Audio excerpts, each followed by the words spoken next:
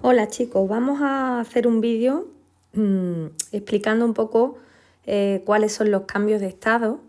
Evidentemente ya habíamos visto que los estados de agregación de la materia eran 4 concretamente: sólido, líquido, gas y plasma, aunque en este último no nos centraremos mucho, pero bueno, en este vídeo vamos a tratar de explicar cómo pasar de un estado de agregación a otro, es decir, los cambios de estado de la materia.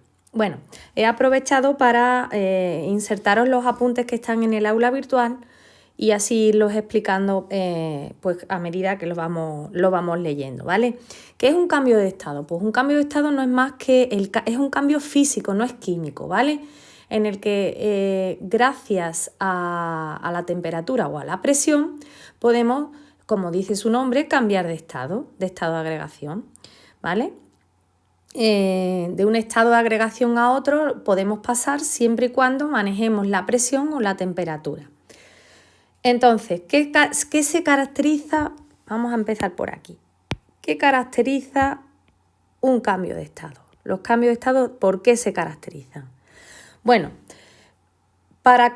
tenemos que decir que un cambio de estado es reversible. Vamos a empezar por aquí. Es reversible. ¿Eso qué quiere decir? Que si yo paso del estado de agregación sólido al líquido, puedo a su vez invertir el proceso, es decir, el sistema material recuperará el estado de agregación original, siempre que procedamos a hacer el efecto inverso. Es decir, si yo necesito para pasar de sólido a líquido aumentar la temperatura, pues siempre podré pasar de líquido a sólido disminuyendo la temperatura en la misma cantidad.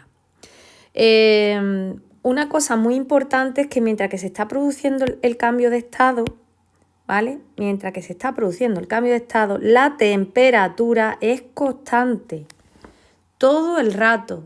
Es decir, que si yo estoy tratando de pasar del estado sólido al estado líquido, voy a tener durante el cambio de estado la temperatura constante todo el rato. Va a haber durante ese cambio de estado van a coexistir los dos estados de agregación, en este caso que he puesto el ejemplo, el sólido y el líquido, y cuando ya no haya más sólido, pues entonces ya habrá terminado el cambio de estado. Pero mientras que se está produciendo el cambio de estado, la temperatura es constante, ¿vale?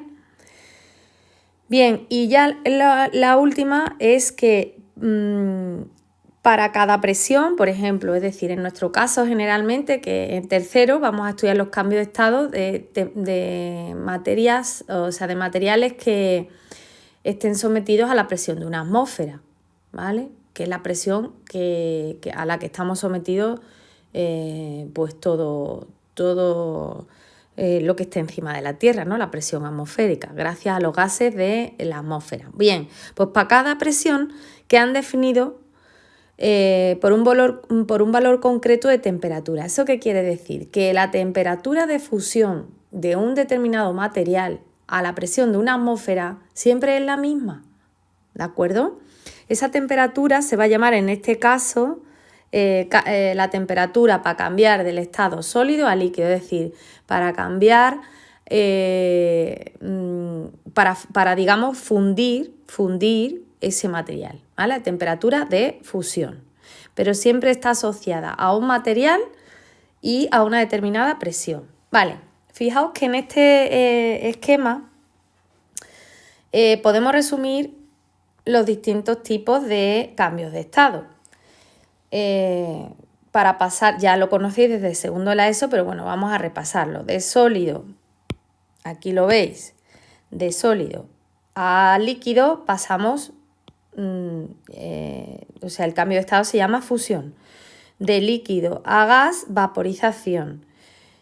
De sólido a gas se llama sublimación. Bien, todos estos cambios que acabo de señalar son cambios de estado progresivos. ¿Y eso qué quiere decir? Que para pasar de sólido a líquido, de líquido a gas o de sólido a gas, necesito aumentar la temperatura, ¿vale? Es decir, necesito aportar temperatura. Sin embargo, bueno, estos que acabo de señalar que son de fusión, lo vamos a poner en rojo, ¿vale? estos de aquí, estos cambios de estado necesitan aportar temperatura, por lo tanto, vamos a ponerlo en rojo. Estos se llaman cambios de estado progresivos, ¿vale? Que gracias a que absorben calor pasan de un estado de menor orden interno a otro, digamos, con más desorden, ¿vale? Bueno,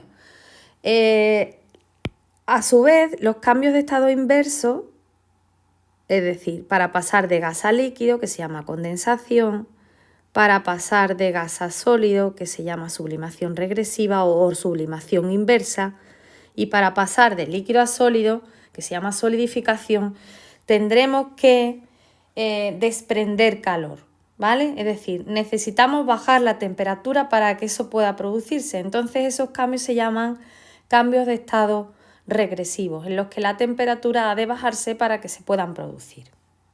Bien, hay que destacar que un error muy común, que es el caso del cambio de estado de vaporización, ¿vale? Que es el paso de líquido a gas.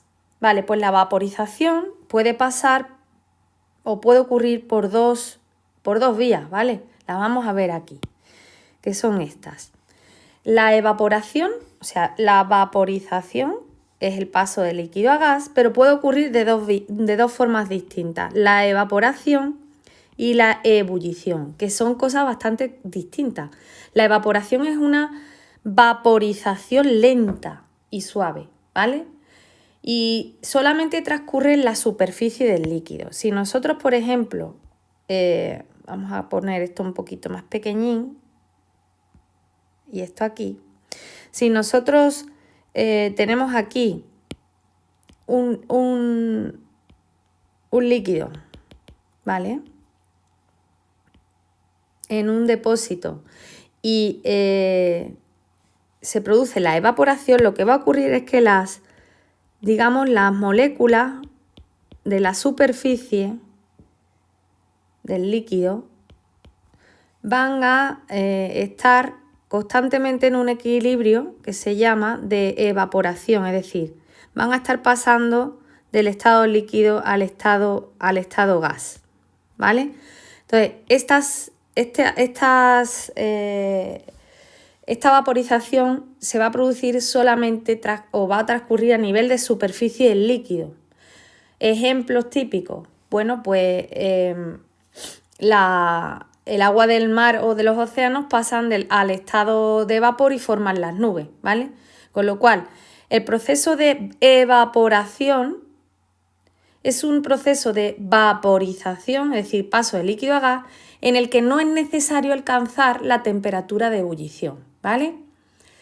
Es decir, puede ocurrir a cualquier temperatura y no ocurre a la temperatura a la que ebulle. Bien, ¿y qué es la ebullición? Pues es una vaporización más brusca y más tumultuosa, que se llama, y que transcurre en toda la masa del líquido. Claro, tenemos el mismo líquido y claro, para ello tendríamos que, calentar, ¿no? Calentar con un mechero y alcanzar, en ese caso, la temperatura a la que ebulle. Vale, esa temperatura es una temperatura fija y característica del líquido. Si fuera agua, a la presión de una atmósfera, porque hemos dicho que está asociada a una determinada presión, el agua, temperatura de fusión del agua es de evaporación del agua es de 100 grados, ¿vale?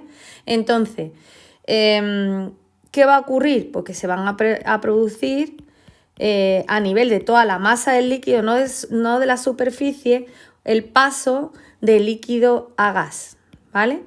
La característica de la ebullición es que van a producirse unas pequeñas burbujas desde dentro del líquido y pues toda la masa del líquido va a participar en ese paso del estado de agregación líquido a gas. ¿Qué ocurre? Que para que eso ocurra tiene que alcanzar la temperatura de ebullición del agua, que es 100. En este caso no es necesario que la temperatura sea 100 grados, puede ser la evaporación pueden ser a distintas temperaturas, ¿vale?